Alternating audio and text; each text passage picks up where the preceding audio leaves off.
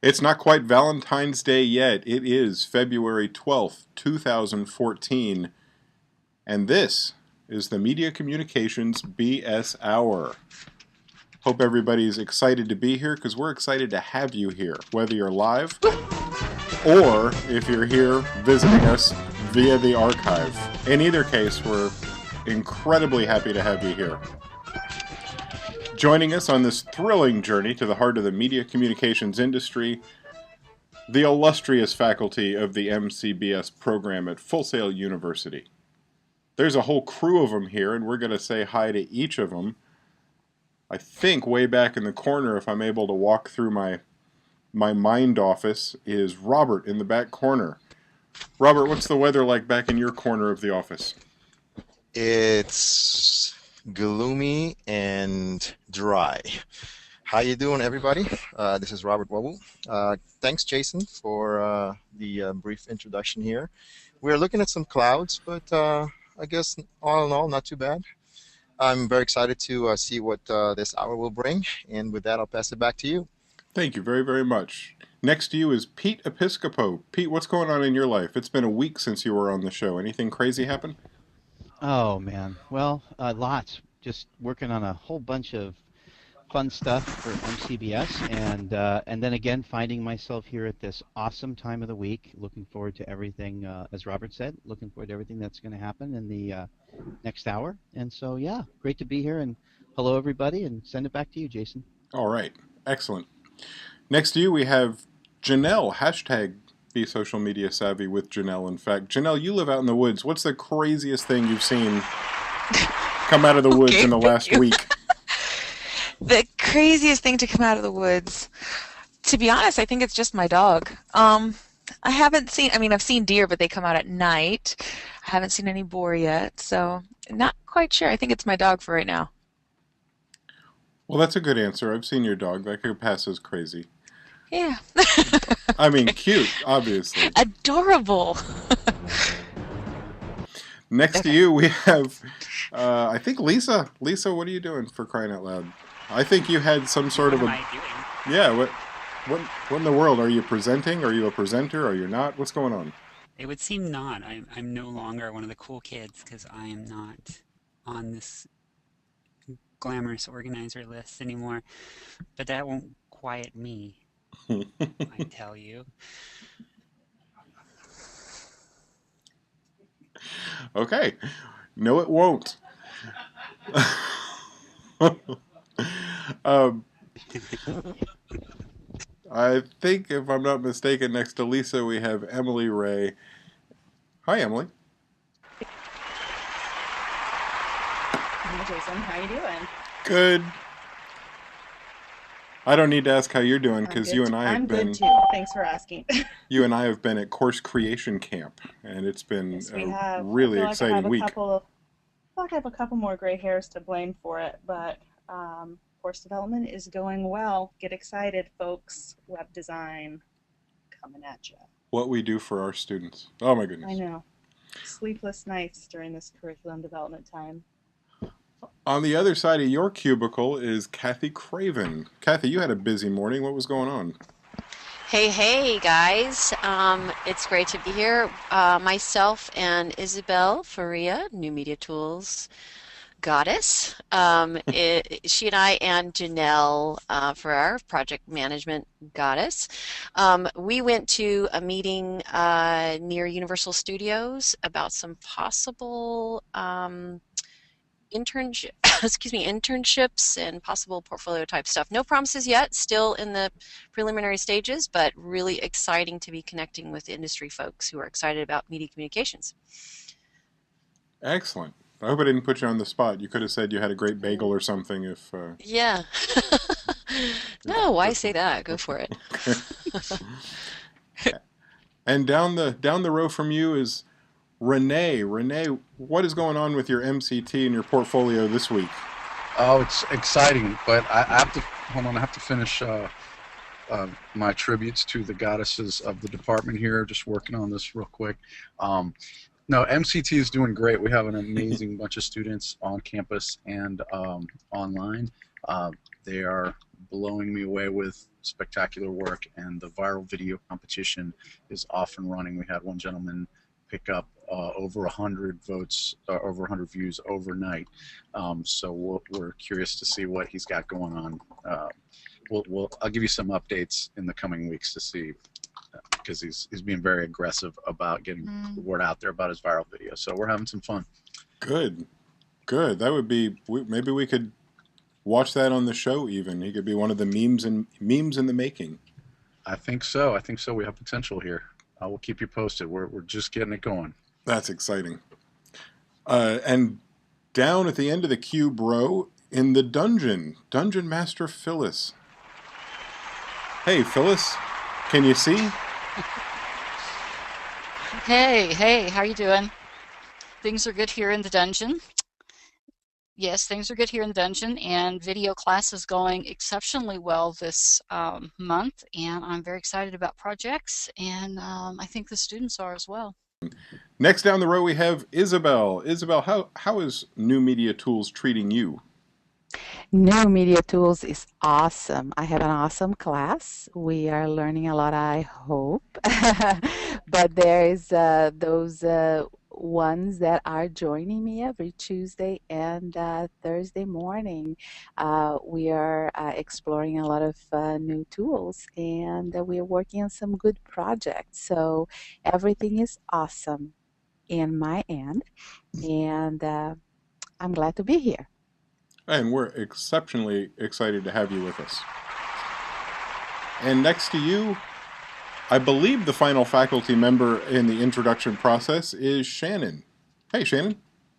Hello, everybody. I don't know if anybody else is like me, but I'm becoming an actual couch potato this week, watching the Olympics every single night, and was completely devastated last night to see Shaun White not pull off that 3 in a row, but I will continue to stay tuned.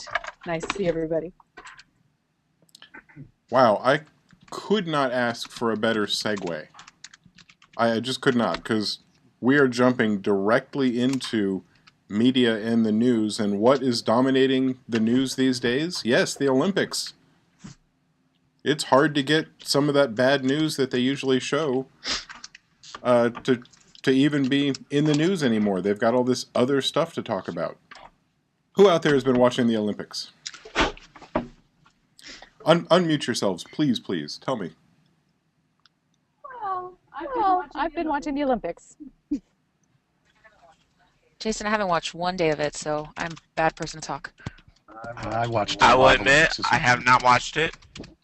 I did not watch it. Actually, on Sunday, I was probably with the many millions and millions and millions that actually watched the mid-season premiere of The Walking Dead, which beat the Olympics that night. So, yeah. Well, yeah, exactly, because there's a lot more story going on there. The Walking Dead is a very exciting marathon, so to speak. Maybe if it was up against the Summer Games, it would be more parallel with the sports that are out there. Well, they could have kind of married it with Michonne's whole sword action thing that they got going on, but they didn't. So there we go. Missed opportunities, that's what it is. Well, speaking of missed opportunities, Russia had a great opportunity to come off as a regular, normal, sane country that other people on Earth might want to go visit. Unfortunately, that did not pan out for them in the least. Preparations leading up to the games showed that very little was prepared and done in time for the games, for the entire world to show up and take a look. And one of the worst places that they hadn't quite finished yet, the people you don't want to upset the most, it was the press. So the press hotels where the press was going to be staying and reporting on the Olympics, when they first got there, they spent most of their time reporting on the fact that their rooms weren't done. And I don't mean the beds weren't made. I mean there weren't beds, and there were wires hanging down where beds should be. And there was yellow water coming out of the faucets that you were told not to put on your face because it could poison you. But it's okay to drink, I guess.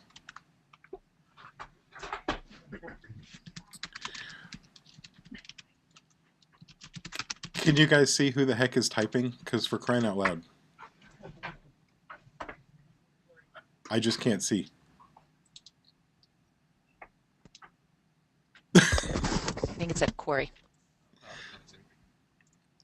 Is he writing a paper?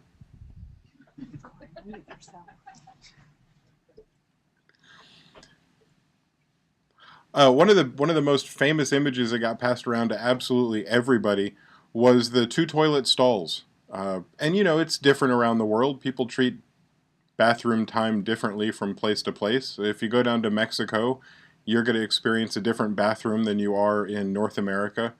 And if you travel to Europe, you're going to see all kinds of different holes in the ground and porcelain thrones of various shapes and sizes.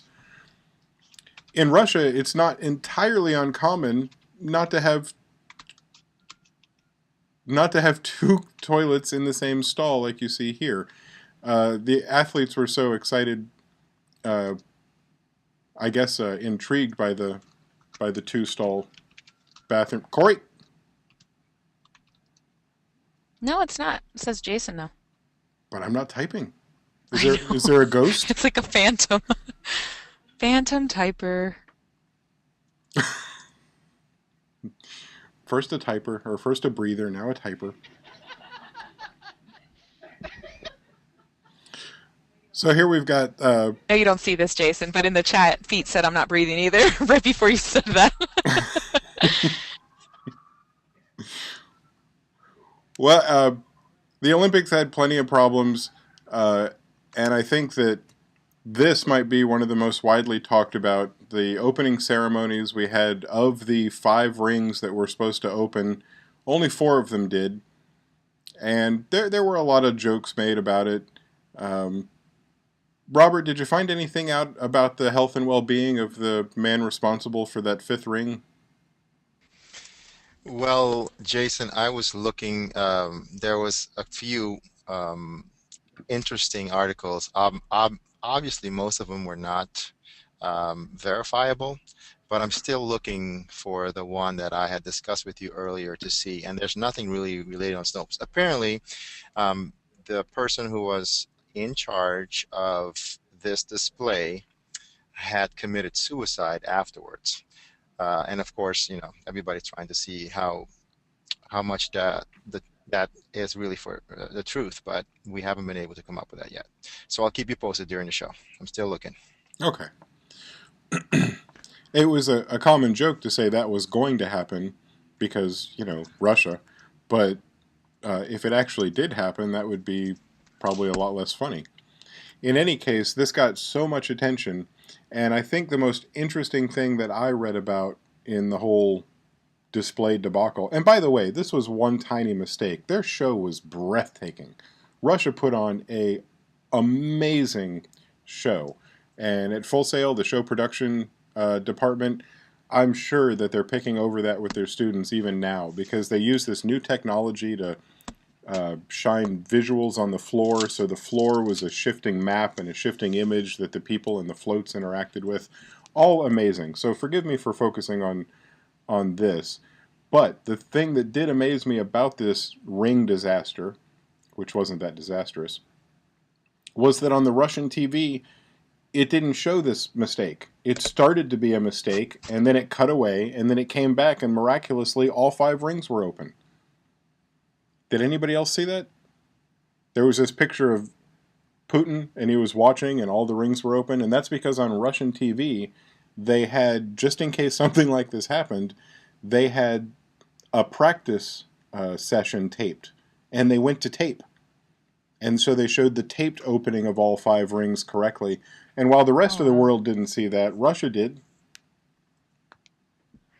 Now, I would think that it would have been the other way around. Yeah. That's interesting. Yeah, I did not know that part. I think it's that they don't have control over everybody else, and they were able to control their own airwaves. I want to point something out that Clayson, I don't know if you guys saw the ad for Audi that they put out, but he put a link in the chat. When you open it up, it has a little asterisk that looks similar to the ring that didn't open up, and it says, when 4 rings is all you need. And it's got 2 Audis. And I thought that was just a brilliant way to just capitalize on this mistake. So I thought that was really cool. Thanks for sharing that, Clayson. Not to be Mr. Snopes, but I believe that was a faux ad. I'm not sure that Audie actually put that out. I found that and did Still some funny. research. Oh, hilarious. Within 20 minutes of this happening, I went into Photoshop and made that little fifth ring green and uploaded it to Reddit and thinking I was going to go all the way to the top because it looks like the BP symbol and they're one BP of the sure does. sponsors. Yeah, they're one of the sponsors. And so I made that joke, and I got 3 upvotes, and that was it. So my night ended I didn't get anything out of it like I was hoping. So I was there. I was trying to come up with that cutting-edge joke before anybody else made it. And it didn't happen for me, but the audio was one of the funniest, I thought. Jason, that same joke did make it to the front page of Reddit because I saw it there. I don't know if it was your submission, No, but maybe somebody beat you to it. they did. They did something extra. What you saw the one where they had the guy petting the seal from South Park saying "We're still sorry"? No, there's a couple times No, that it was just a photo of the actual logo, the display, and it was colored green on. That's the one I saw.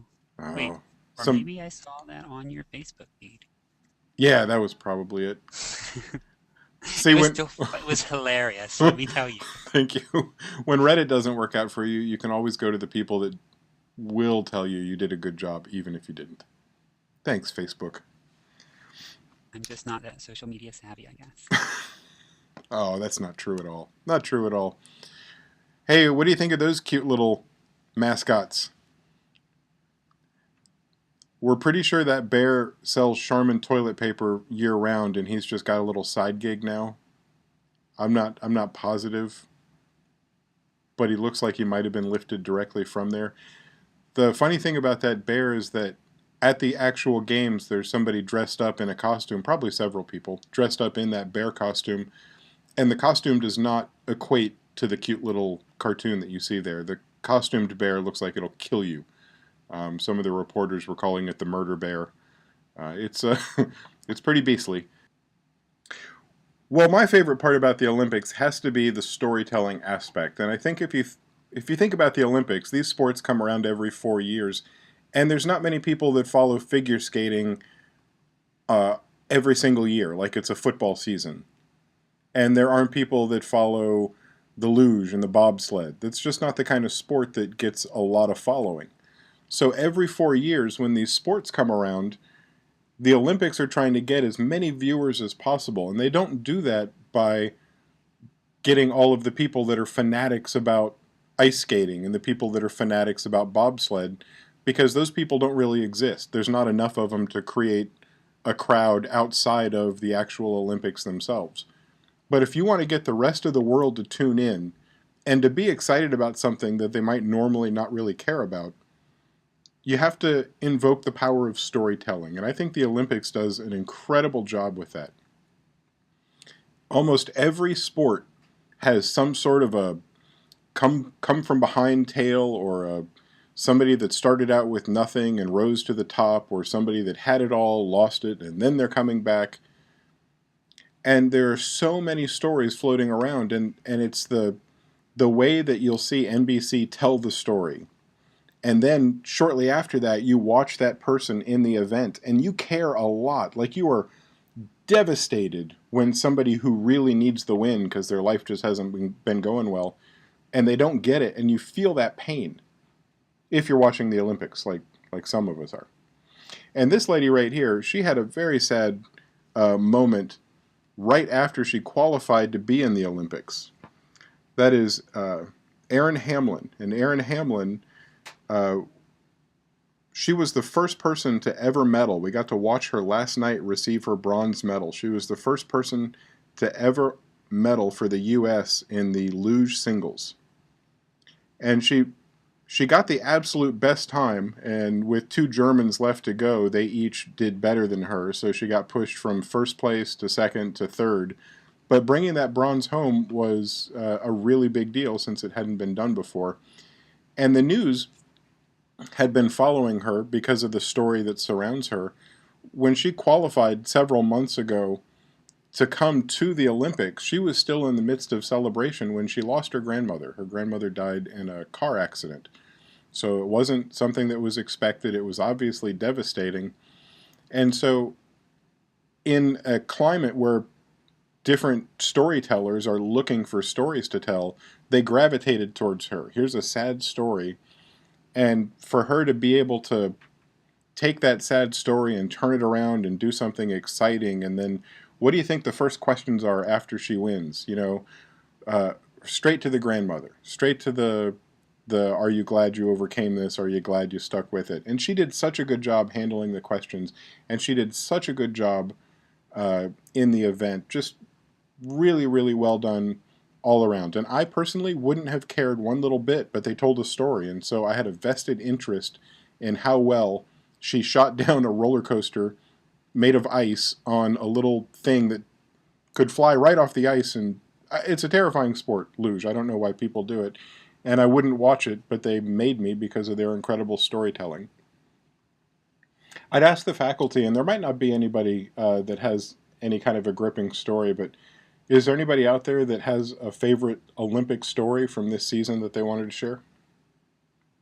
Um, you know, the one that that really got to me the most, and it was kind of a repeat of a story that happened years earlier, um, was the I think he was Russian, guy that was doing the downhill skiing, and his ski just exploded. He wasn't going to be able to finish this race, and he was doing really great, and this ski broke apart.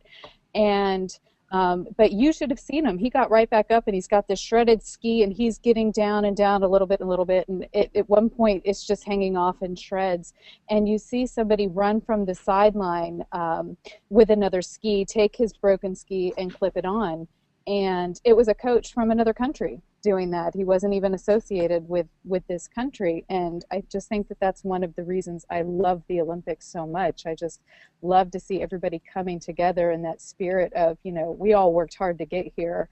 And yeah, that left me weeping on the couch. But that's my favorite one. And that was kudos to Canadian coach Justin Wadsworth, who ran out with a spare ski from one of their skiers that was on the alternate list and didn't get to ski that day, which is why he had the skis with him.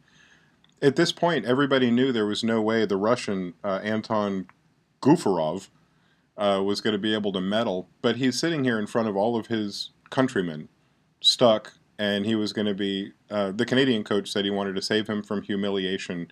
Nobody should have to walk across the finish line. And so he was able to ski across. Absolutely a beautiful moment. And the similar thing that happened at the last Winter Olympics was I want to make sure I get this right, it was a Norwegian coach that lent a pole, one of the ski poles that was necessary, to a Canadian, and that Canadian skier ended up getting the silver medal using the loaned pole. And the Canadian people were so overwhelmed by the gesture that Norwegian coach received 5.2 tons of maple syrup. That's 5.2 tons of maple syrup. But that was 4 years ago, so he's probably used it up by now, if he puts it on pancakes the way I do. Any other Olympic stories out there before we move on? Jason, I have one. This is Kathy. It's not really so heartwarming, but I'm just really fascinated by, and I think I'm hearing it in the quietness today, that I don't know that people are really tuning in that much. And so I was kind of looking around to see some of that. And one of the things that's keep coming up, of course, you've probably heard of the hashtag NBC fail. Have you guys heard about that? Basically, there's a lot of people very unhappy with NBC coverage. I'm not saying whether they're right or wrong. I'm just reporting what is going on.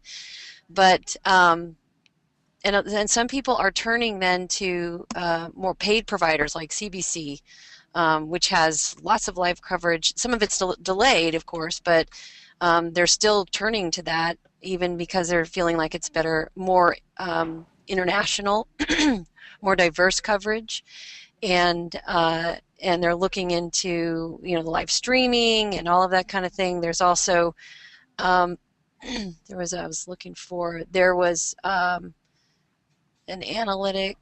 social analytics site, Topsy, said that more than hashtag NBC fail was used more than 14,000 times in the week leading up to Monday afternoon. Wow. So the point is that, isn't it interesting that, back in my day, and I was always a huge fan of the Summer Olympics. I'm much more of a Summer Olympics fan. But, you just there was only one way to watch it. You just turned on the network show, and that's where you saw it, and that was it. But I just think this is an interesting indication of what the networks are up against. So anyway, just thought I'd point that out. That's my story. Not so heartwarming. Kathy brought up Topsy. Can you guys hear me? Am I coming in at all? Okay. That was in we had talked about Topsy in a class. Apple has purchased Topsy, and which is interesting, Kathy, because that could very much tie into the fact that they're trying to ramp up Apple TV. So I throw that in as just a parenthetical little thing there. For Topsy to be analyzing the Olympics and analyzing media coverage, and yet being someone that Apple has now purchased is very, very interesting in terms of where media is going to go in Apple's direction too, with television coverage and all that kind of stuff, and what they're planning. So anyway, I just threw it out there. There's a lot of media strategy going on here. One would think, yes. One would think. Anyway, really interesting. If you guys have a chance to look into that, it's just a whole different world. It's hard to appreciate that if you're not my age, but it's a whole different world about, when somebody's fed up with the network, they say, well, forget it. I'm going to pay the $12 a month fee to tune in to this, alternative IP. So anyway, just throwing that out there. I think Shannon was telling me about another problem NBC is having, or it sounds like the same problem you're talking about. They allow 30 minutes of streaming from a device, but after that you have to pay for their content to come in some form other than a cable provider. Yeah, that's Yep, that was what a lot of people were complaining about. That's insane. Insane. Well, the Olympics aren't over, so Who's back? Oh, sorry, Jason. No.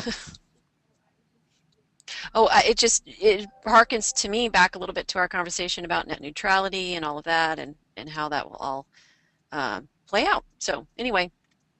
Boy, the net neutrality has blown up since we last talked about it as well. And I'm sure we'll get a chance to talk about that in the future as we get throttled back while people are trying to watch our streaming show because we're so cutting edge and the man doesn't want us to be heard. But for now, that does do it for Media in the News and launches us into, get ready for it, Kathy's Corner. Take it away, Kathy. All right, it's great to be with you guys today, and we are going to chat a little bit about the big event here at Full Sail next week. Does anybody have any idea what I'm talking about? I'm hoping that it's getting a lot more. We're going to have some excitement. Does anybody have any idea? Well, that's right, Ivan. Ivan, you are the big winner. No, Lisa, it's not the Super Bowl. Are you calling it the big event because you can't call it by trademark or copyright? Well, not so far. We can actually speak its name. The Full Sail 5th Annual Hall of Fame festivities will be next week. Very exciting. Woohoo! This is a really exciting week for you guys. I suppose all of you this is your first year for that. Is that right? Or some online folks would have been around for last year. And so you may be saying, what is she talking about, online folks? They're not here on campus. How could they participate? Well, I'm glad you asked, because this is actually going to be brought to you, most of the sessions, including the Hall of Fame inductees ceremony on Friday, and the panel sessions will be brought to you via live stream.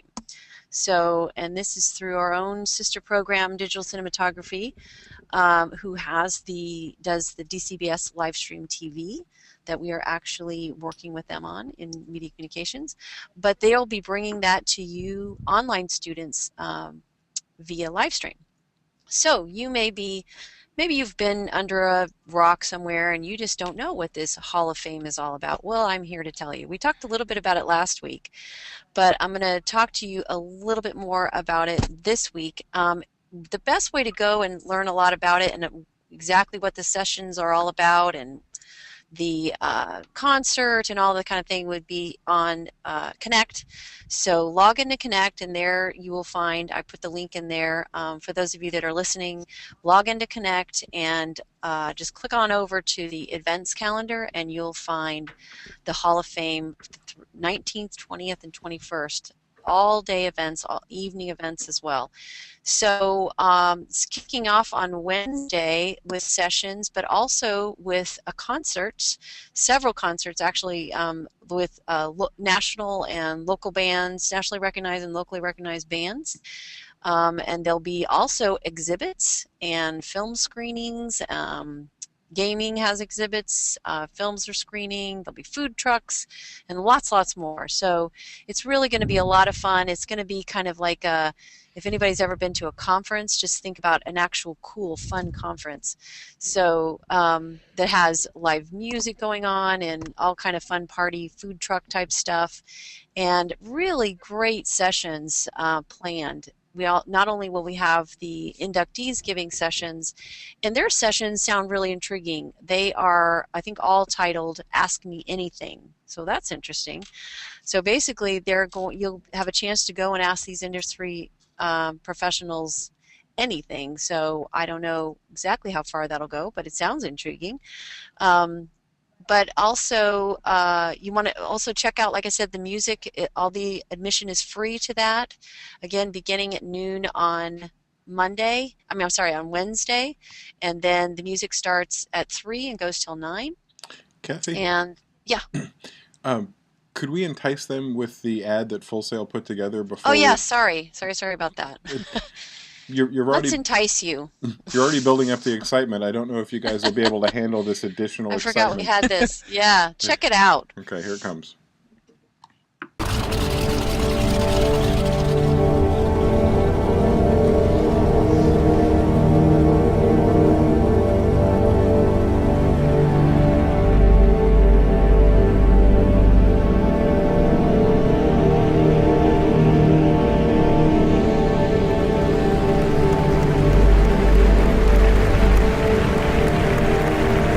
This is the moment where it becomes Full Sail history. What a week. Same feel that the Jay-Z Rihanna record had. Wow, I feel the love. Advice for the students, don't give up on anything.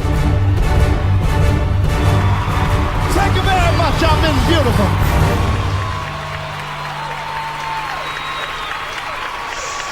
Thanks, Jason. Woo! I want to go. Really amazing. You want to go now. So, Jason, if you have that link, maybe you could put that at speak that at the end of the broadcast for those people that were listening to check that out. But basically what you missed was an exciting intro to the next week's Hall of Fame, which really gives you an idea of the magnitude of it. There's going to be everybody on campus involved and all of these great industry leaders. We have lots of folks on campus, including ESPN, Sony, WWE, and so forth. So you really want to check it out. So you won't have, for those of you who are campus, you will not have regular classes that Wednesday, Thursday, Friday, but we will expect you to be going to panels, but it's not like drudgery. You're going to enjoy it. There's going to be some fantastic panels going on. There's even a world premiere of a documentary called Orlando Rising, which is about the growth of the Orlando digital industry. So that gives you some ideas about what's going on right here in town. But some of the panels that I kind of went through and picked out some that I thought would be really of special interest to our MCBS students. One being one of the inductees, Kim Alpert, is speaking about creative media strategy. So we definitely want to check that one out. And then there's going to be one on you.com, how to create a powerful personal brand, digital marketing boot camp. That sounds like us, especially for artists and musicians. So even though it might say it's for artists and musicians, you're going to want to know, how do I use media to market these folks? And those kinds of lessons will apply in all different areas of media. The changing face of journalism. Does that sound at all familiar, Emily?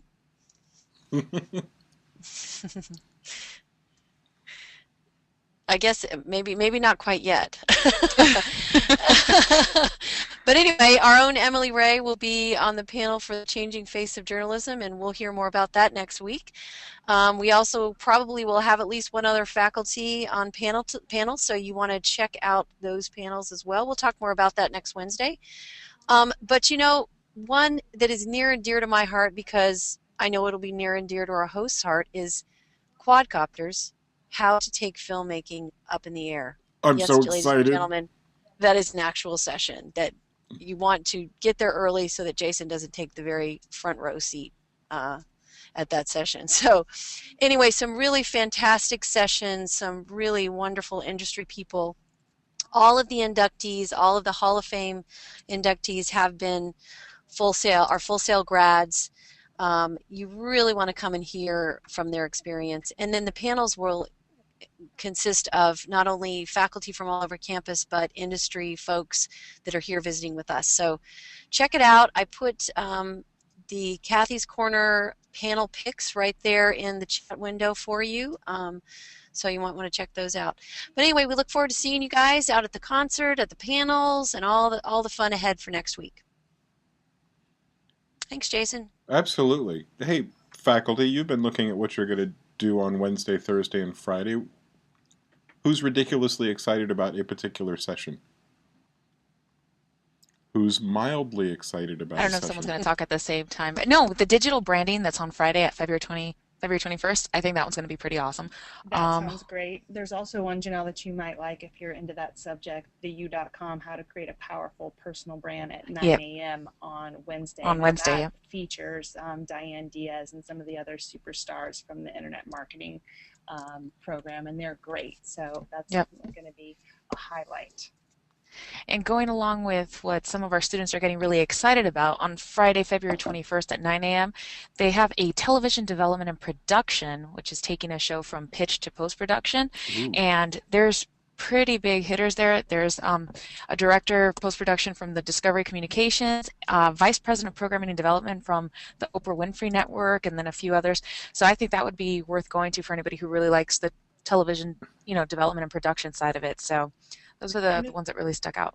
I also have one that's just kind of like a personal fave, and that is the one on creating graphic novels. So that's happening on Thursday at 11, and it looks like they've got some really cool people lined up for that panel. So if you're a graphic novel fan, it might be. I can really see how some of these are going to be full, how they're going to fill up early because they're so exciting sounding.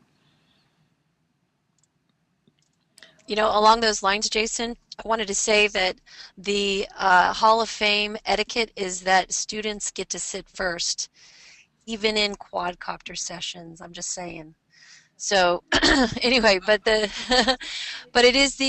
how important it is for us at Full Sail, for you guys, for you students to get a chance to really participate in these panels. It's really so much about you. Excuse me. So make sure you get there, get a seat. You'll see us faculty standing in the back. So, but we look forward to seeing you there.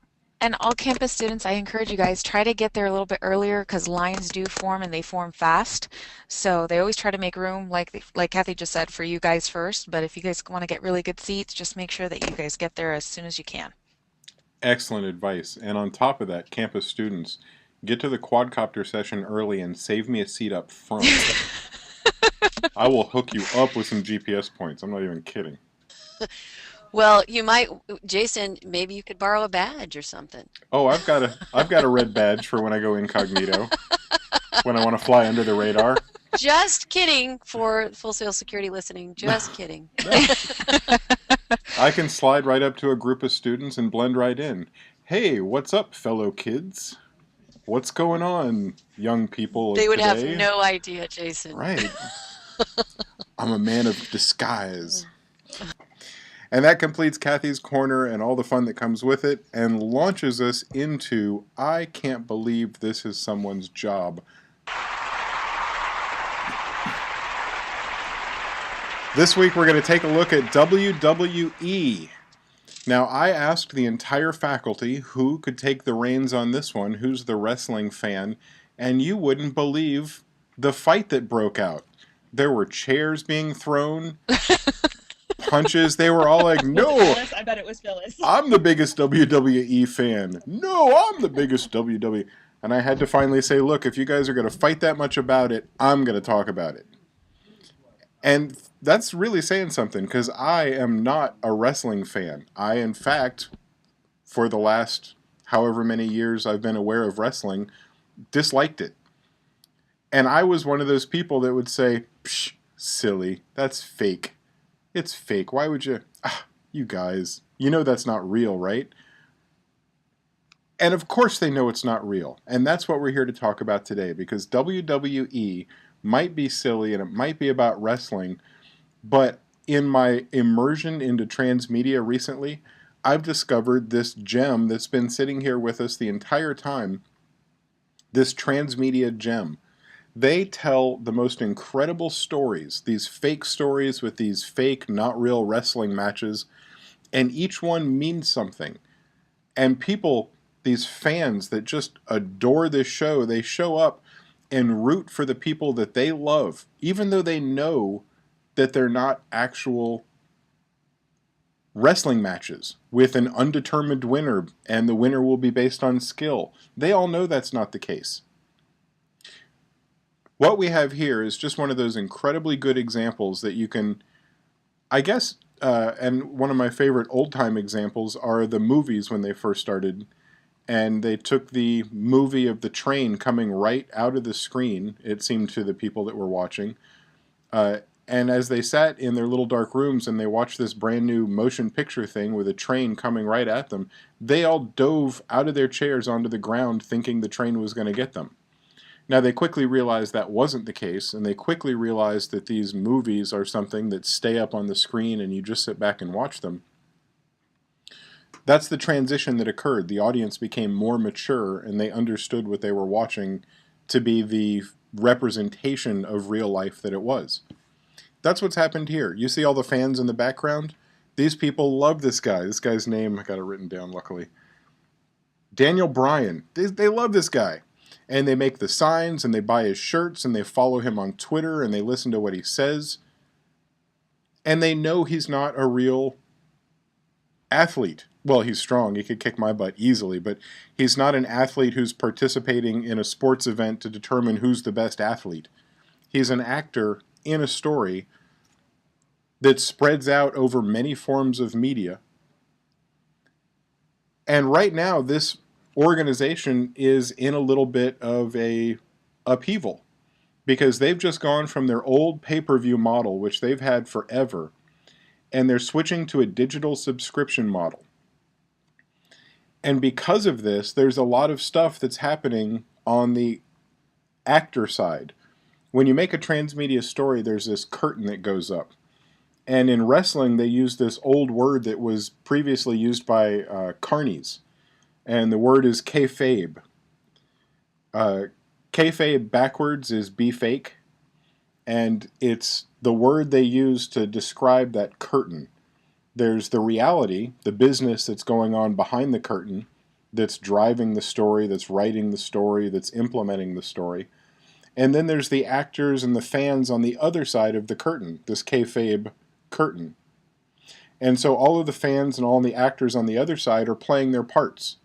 The problem is that on one side of the curtain, where you're trying to direct the story, you have fans on the other side who are able to direct the story in ways that you didn't anticipate. For instance, this guy that everybody loves right here, they're all supporting him with their signs, this Brian Williams guy, no, Daniel Bryan guy. He is supposed to be phased out and moved out of the limelight.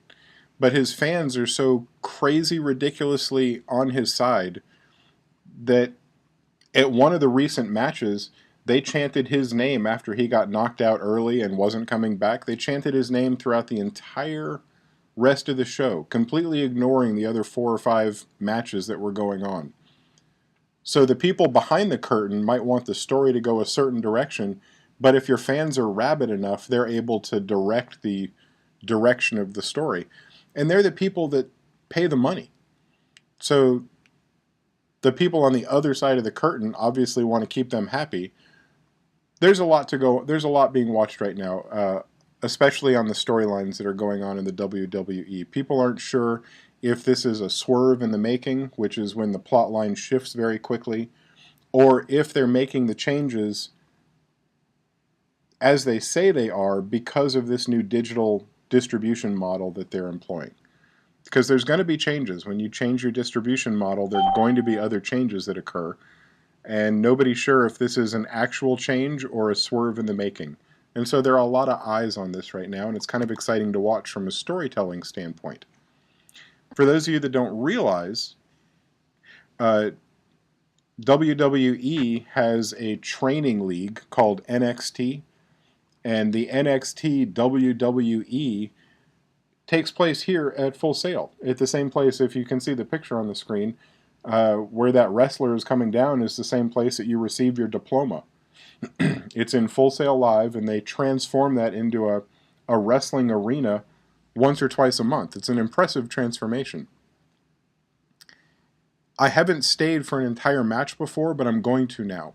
Because while I wasn't a fan of the athletic sport of wrestling, because it's so fake, I'm a huge fan of stories that are being told. And I would like to start finding out more about these particular stories. And I can't believe that it's somebody's job to sit there and write these storylines and direct these many, many actors on the other side of the curtain. That intrigues me to no end. Jason, I asked Diarte in the chat area, I know you can't see it, if he would just quickly explain what that yes movement is that's going on with that wrestler. Oh, please. Can y'all hear me? For sure. Okay, the Yes Movement was built by Daniel Bryan a couple of years ago, before he would come out for a match. And as he would come out through the curtain, he would just continuously yell out, yes, yes, yes. And it basically gets him motivated to be able to do anything possible. It's basically a motivation builder. And ever since then, it's like blown up like wildfire all over the WWE, all over social media. Even the Seattle Seahawks, after they won the Super Bowl, they sent him a shout out. And it was originally brought up by Diego Sanchez, who is a MMA fighter. And before he went into his fights, he would go down the halls, he would go through the back and everything, and you would hear him say, yes, yes, yes, yes, over and over again. And Daniel Bryan caught on with this, and he just capitalized on it. He's given Diego Sanchez credit for it, but he capitalized on it. And so now it's actually been said ever since then, ever since last month actually, it's been called the Yes Movement, because basically he motivates everyone to just basically say yes to everything and do anything possible. So as long as you say yes, you can do this, then you can do it. And that's basically what it's about. That's excellent, Diarte. Now, I know that the family there, I think I'm putting air quotes up you can't see, but the family that runs this, they give themselves a fake name. They're like the black hat villains that are behind the scenes. They're not behind the actual curtain. Yeah, the Authority, that's what they're called. Now, what's going on? There's some weird dynamic going on with the Authority trying to get rid of Daniel or something like that. Okay, so this all started back this past summer. Daniel Bryan was supposed to win the big title, the WWE title, and they felt that he wasn't the person that should represent the WWE. All this time it's been John Cena. At the time, John Cena had to leave for an injury, and they were looking for a new face. So John Cena wanted to pass that to Daniel Bryan, being that all the fans were behind him. But the Authority feels like, no, you're not championship material. You're not face of the WWE material, quote unquote. And so all this time, ever since this past summer, they've been trying to push him away from it. But the fans are bringing him back, and they're just saying, no, you're making the wrong choice. You're making the wrong choice. We don't want what you want. We want what we want.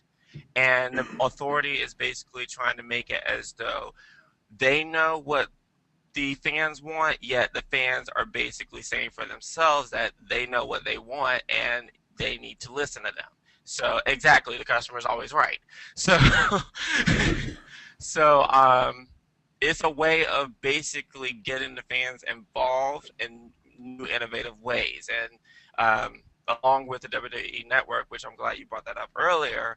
It's just basically giving the fans control of the company, not control of the company per se, as in like, hey, you have this role, but it basically gives them a voice, because all this time they haven't had a voice. All they've been doing is just spectating and just, watching the story, pan out in front of them. But now they get to be a part of the story. So yeah, they become a character, right?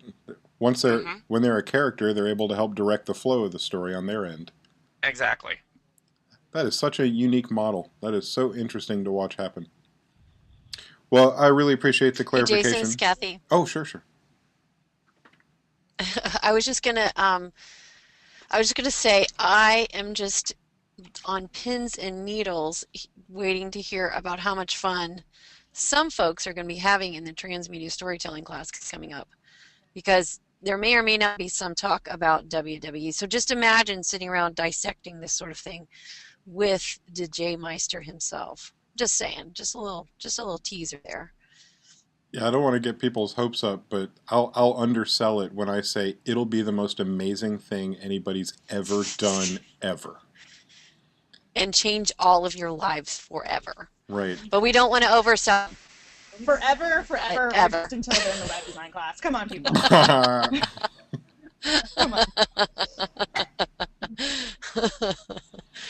But you do. It is really their web design also. But I think about if I were a student, how much fun would I have, especially if I'm already a WWE. But still, web design will also change your life. Nice save. Subtext. Sorry about the boring code in web design. Here now we're going to give you gaming and transmedia next. Have fun. Sorry about that.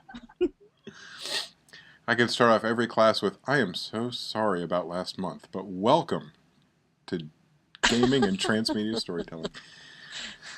No, I just think what you can do with those websites when you get to transmedia storytelling. We joke, but we also know what Emily produces. Look out, world. That's why we can joke, because we all know she's the M Meister. So I can't believe that it's somebody's job to create that universe and put all those characters into play and then deal with all those characters that you don't control. I think that just is beyond cool. And that takes us away from I can't believe this is someone's job and launches us into, Janelle, get ready. Yay! Get ready. It's Be Social Media Savvy with Janelle. Yay! I'm doing the hashtag sign again. Hashtag! So, I love pink. And while Christmas is my favorite holiday, Valentine's has a nice little second just because it's all pink and happy and lovey-dovey.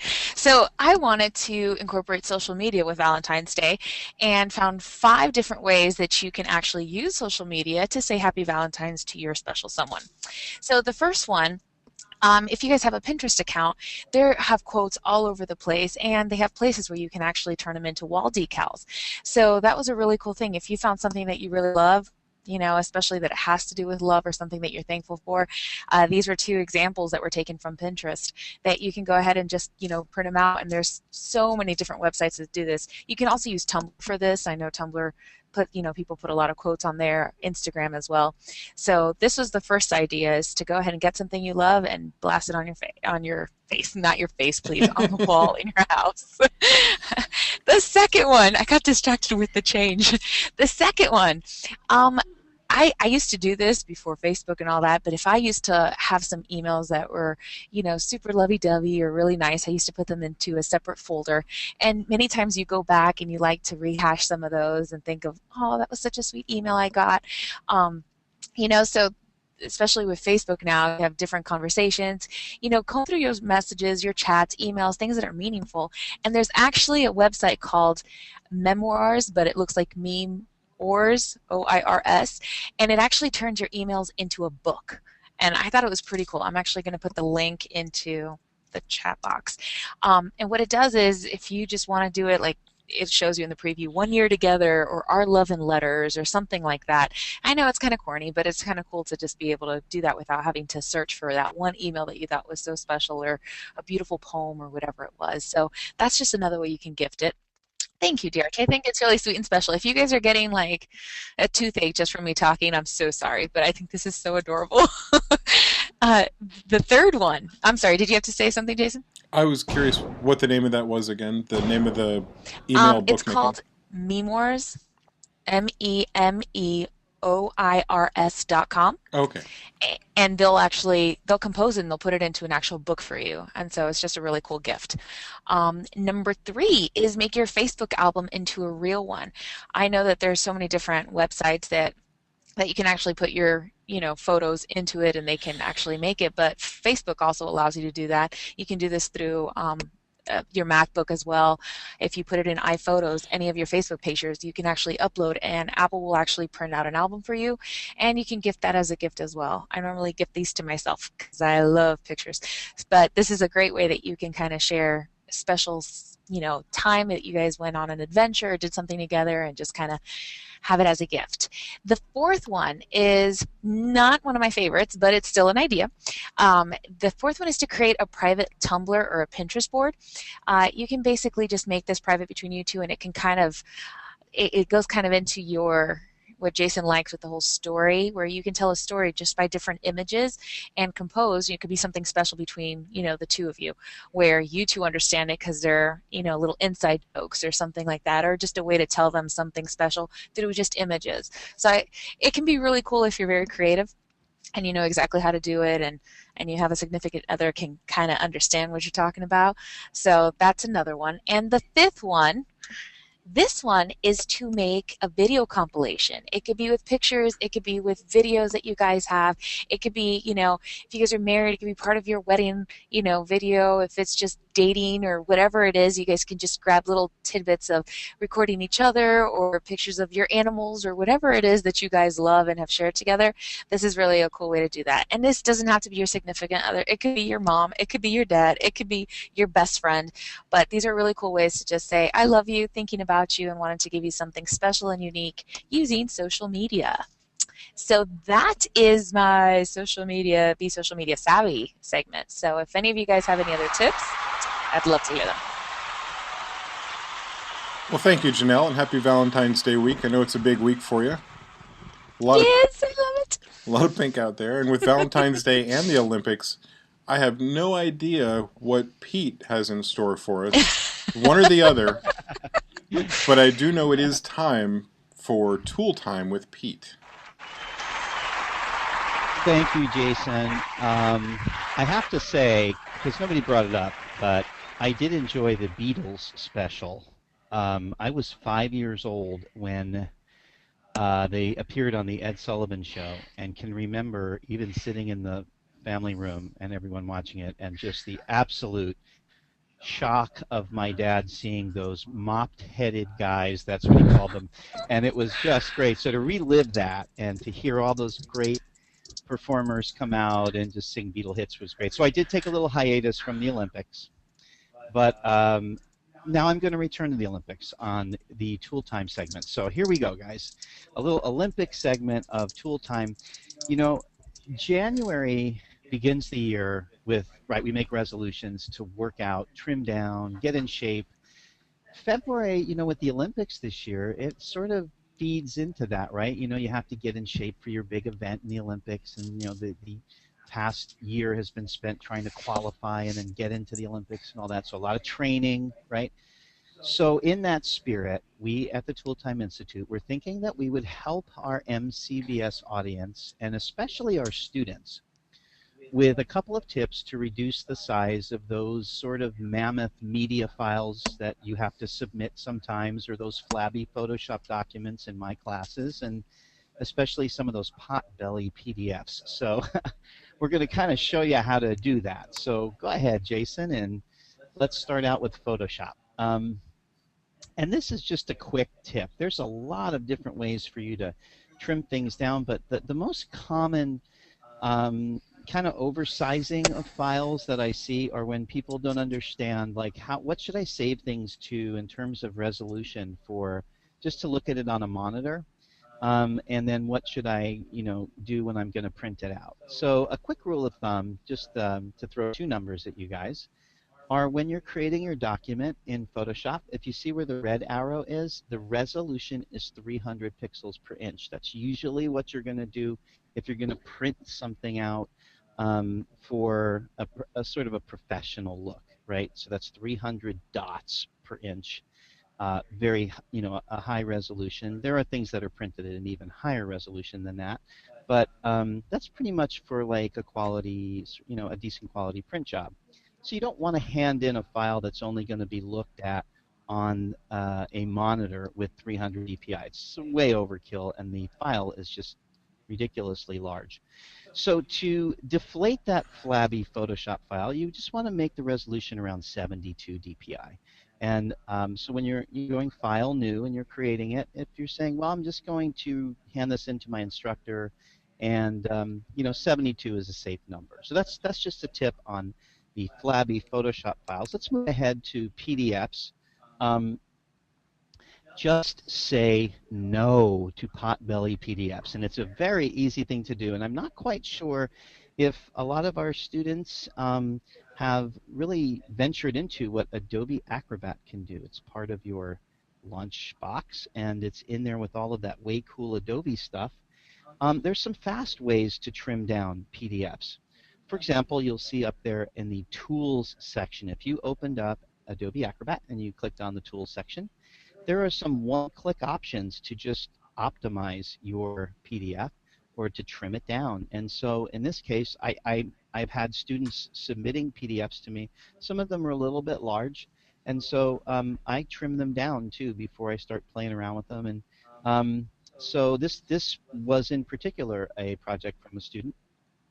And so I went over to the tools, clicked on them, and then I just chose optimize. And then you'll see to the right of that little clip I have there, you'll see that the process just starts. You click start, and then if you want to stop it, you can. Otherwise, it goes through pre-flight, which converts colors to sRGB for consistent display across browsers and mobile devices, and then it goes into embedding fonts for consistent display, and so on and so forth. That optimizes it. Okay, might trim it down a bit, but let's go ahead. Perfect, Jason. Or you can go to the File menu and just Save as Other, and you'll notice there I said optimize the PDF. Before you click, Jason, if you'll notice too, there's reduce the size of the PDF. That's a good one to use. And there's all kinds of other options that you can have, right? So go ahead, Jason. We'll click File, Optimize PDF, and then you get this really cool screen where you can go ahead and change things. Well, my goodness, look at what the settings were. Look at monochrome images. Downsample it to 300 dpi for images above 450. Well, I don't need to do that. I'm going to make that 72, and I'm probably going to make the one up top and then the one in the middle 72 as well, just to start to reduce the file size of the PDF by just messing with the images that way. So you can sort of manually go through and optimize your PDF even more. So these are really cool tools. So go ahead and click one more time there, Jason, and we'll kind of review that little thing that we just did. So if you go to File, Save as Other, okay, that's what you want to do, Save as Other, because you're going to kind of recreate the PDF in a sense. You can play around with some of those options in there. What I used to do with students is I just told them to optimize the PDF and then go in and set your video files to this, set your images to that, and you can manually go through and just greatly reduce the size of your PDF. Another thing to do too, which is not up there, is when you're saving it from a Photoshop document, discard the layers if you really don't need them, because that'll also reduce the size of the PDF. So there you go. That's just a couple of quick tips to trim down a little bit. So to recap, PDFs, optimize them if you can. It's pretty simple. And then for the Photoshop documents, a good rule of thumb, 72 dpi, for video, 300 dpi for print if you're printing quality print. And that's about it. So Jason, now we can do it. Our Olympic theme, here we go. Dun, dun, dun. Go for the gold. Slim down that content, you guys. So students, slim them down. Go for it. You got some great tips to go ahead and do that, and farewell for now from the Tool Time Institute. There you go. Pete, that's not poison ivy, is it? I was looking at the leaf shape and... You know, I'm a little rashy in the forehead today, so everybody stay away from me. Uh-oh. You did notice that awesome subliminal tool time hiding under the top statue, right? That was pretty clever. You get the prize. That was Absolutely. pretty See, I clever. threw that in there, a little Easter egg. Very good, Janelle. I like it. I didn't see it. I just had this strong desire to go back and watch this segment again. Well, that takes us to the end of an exciting pre-Valentine's Day episode. How pretty. Yeah. Isn't that sweet? Lisa's looking at me strange. She's wondering if you read it. Yeah. Now I feel Lisa, I just like the font and the colors. I thought it was adorable. It's all Lisa, full is of that love. a tear in your eye? So we hope that you guys have not only a spectacular Valentine's Day, a wonderful weekend, and your preparations for next week's Hall of Fame should include visiting halloffame.fullsail.edu and selecting your favorite sessions to attend, either virtually or live. But that's it for this week. Have a great rest of yours.